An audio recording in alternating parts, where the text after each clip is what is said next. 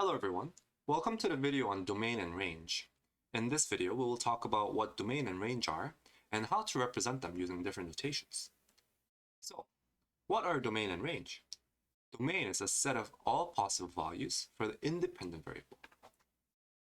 Domain is connected with the independent.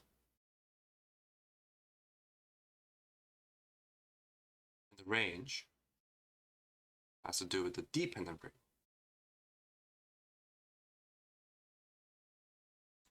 So for domain, the questions are, what inputs can you use? What inputs can you not use? For the range is the same thing. What outputs can you make? What outputs are not possible? Domain and range depend heavily on the context of the question. For example, if you're talking about the geometric values such as length or area, it wouldn't be possible to have negative values. If you're talking about the number of people, it wouldn't be possible to have a decimal points. Imagine having like a -2 centimeter. It's not possible. Or like 3.1 per people. And that's not possible as well. So how do we represent our domain and range? There are types of set. And so learning how to represent a set will tell us how to represent domain and range.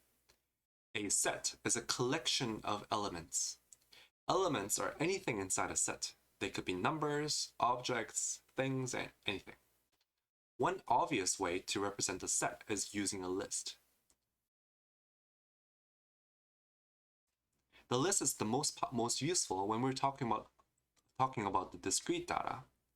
The discrete data is when the data cannot be connected. We can use the curly bracket. Let's try one more time. Curly bracket, and list the elements inside the brackets separated by commas. For example, I could have a list of 1, 2, 3, 4, 5, and 6. And you can probably guess. This could be the list, or this could be the set, or I'll say it one more time. This could be the range of the values that you get after you roll a dice. Right? You can only get from 1, 2, 3, 4, 5, and 6. Or else, we could have another list of something like red, orange, green, depending on some context.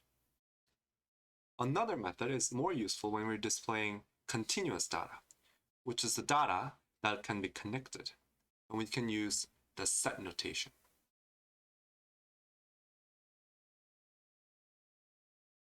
For the set notation, we use the same curly brackets, but we have a variable followed by a vertical line, which means such that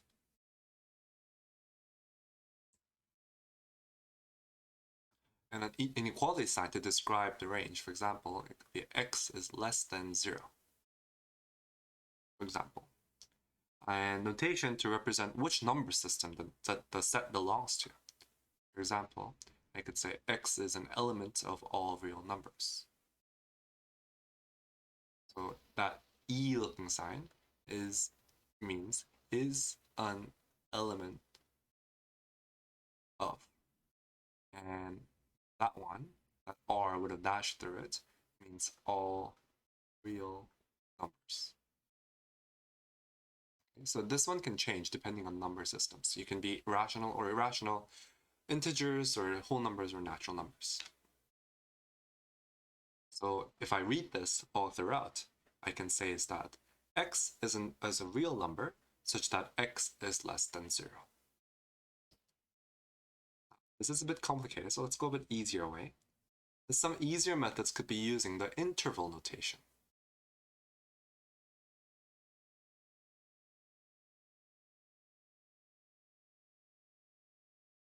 For interval notation, we use the upper limit and the lower limit, separating them with comma.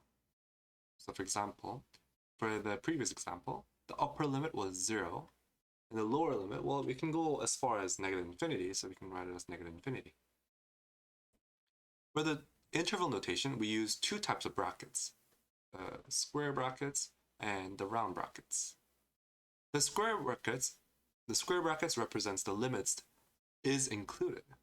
while the round brackets represents a limit is not included. So this one is inclusive, and this is not inclusive.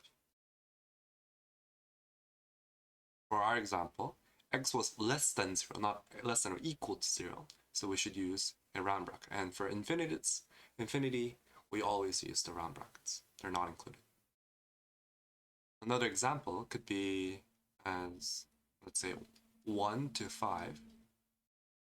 And this time, we can read it as x or whatever variable is greater than 1 and less than or equal to 5. I could write it like this. X is greater than 1 and less than or equal to 5. Notice how for the round bracket, I used greater than, not equal to. And for the square brackets, I used less than or equal to. Lastly, we can use a number line to represent our domain and range.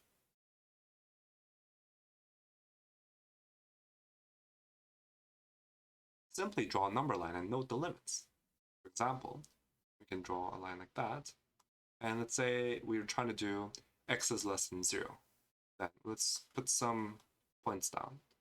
And then we're going to draw a circle around 0. That's our limit. That's our limit. And then this time I'm not going to fill it in because I'm trying to represent that it's not inclusive. And then we're going to draw an arrow going to the left.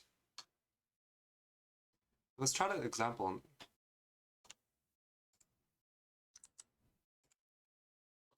Something happened there. Let's try an example on the right hand side. So this time we're going to draw another number line. Say 0, 1, 2, 3, 4, 5. Now we're going to have a empty circle for 1 because it's not inclusive, and then we're going to have a filled in circle, a solid circle for 5 because it is inclusive, and then connect the lines like that.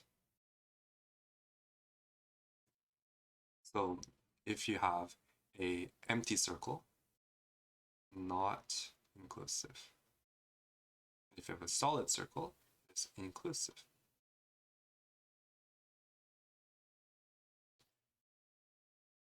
I hope you enjoyed this video, and try some questions in this section to really master the skills that we have learned. Anyways, I'll see you in the next video. Best wishes.